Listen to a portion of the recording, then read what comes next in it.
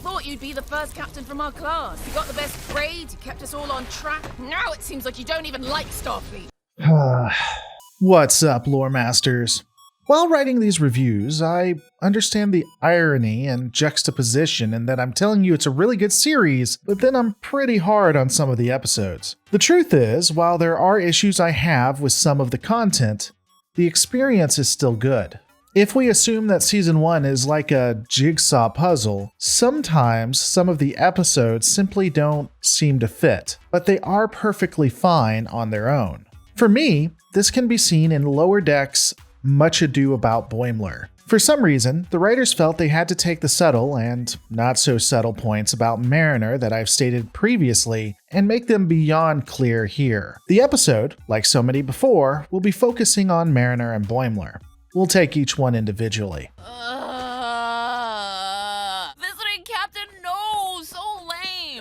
Looking at Mariner's arc, she is pretty bummed that the crew will be having a visiting captain. This is largely due to her finding captains who aren't assigned to the ship to be pretty lame. I'll admit that it is kind of funny how the top secret mission for the bridge crew of the Cerritos is basically waiting to plant something, and they act like it's pretty incredible. Epic even. To be fair, if you look at TOS and especially TNG, it's a nice little callback on how they try to emphasize some pretty silly stuff. The special ops outfit being a TNG reference is a nice touch as well. Amina?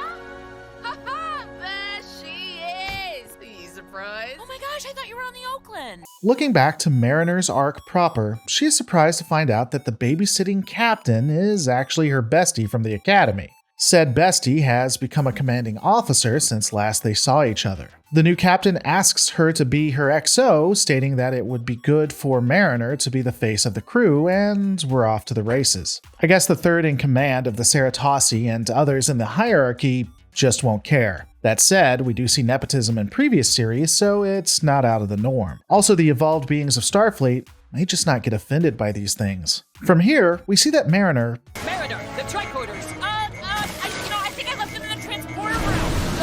has no idea what she is doing. She's not able to handle any of the problems that come up, nor does she seem aware of what's going on, or what being a bridge officer really means. Not only is this wholly inconsistent with her character, but we find out that Wait, Maybe let's talk after the giant space emergency. you were taking a dive, weren't you? surprise, surprise, she was faking it the entire time. Her bestie is upset that she would take a dive like this and pretend to be incompetent, and Mariner is upset that her best friend is trying to trick her into a job position. The irony in this is that these two arguments are reversed from where they were in the academy. Her best friend was the goof-off, and she was the one on the command track. I'll admit, it's a fun little piece of information that you wouldn't catch unless you were paying attention. Also, Mariner does have what I'll call the Bashir effect, something noted by Lore Runner in one of his ruminations. You see, Bashir in early DS9 acted pretty aloof and would seem incompetent generally. In later seasons, he became a super genius. The only way to explain this is for Bashir to have been play acting. And it even makes sense because during those episodes where he was being aloof, when something became serious, he always came through when he needed to. This was all by happenstance, of course, and not meant to be that way. The writers didn't write it like that, but it's a neat little piece that fits in the DS9 lore. So, too, do we see that here. Mariner is acting pretty incompetent until she is absolutely needed and lives are on the line. One of the sad pieces, as well, is that we do get to see Rutherford stand out and save the day, but that's really all he does this entire episode, and it's less than 60 seconds of screen time, which is sad. So, a good portion of the episode is based on how Mariner doesn't want to be a part of the senior staff, but absolutely deserves to be there. Great. Something we've seen in the past multiple episodes, since the first one, actually. I believe it's working. Ooh, run me through it again. Do it again. The more interesting arc that adds to the mythos is that of Boimler. Because the man is wanting to suck up, Bradward decides he is going to do some risky experiments and ends up a freak. But you're not making the sound anymore, which was the worst part, right? Yeah, it was terrible. All right, calm down. I already alerted Division 14.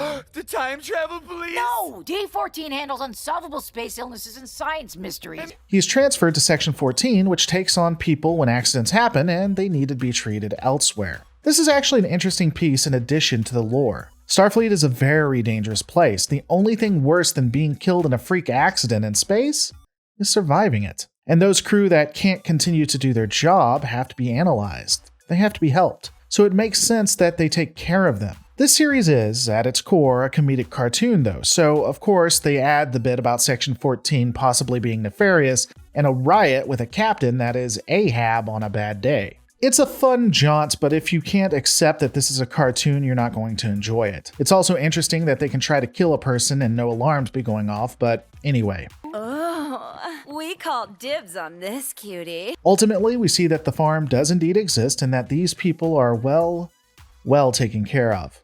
I honestly don't have any real problems with this arc. It would make sense that those who give their all and are deformed are pretty well cared for. We also see that, unfortunately, this is not the fate of Boims though. He will have to return to the Caritas. The only other arc to talk about is that of Tendi.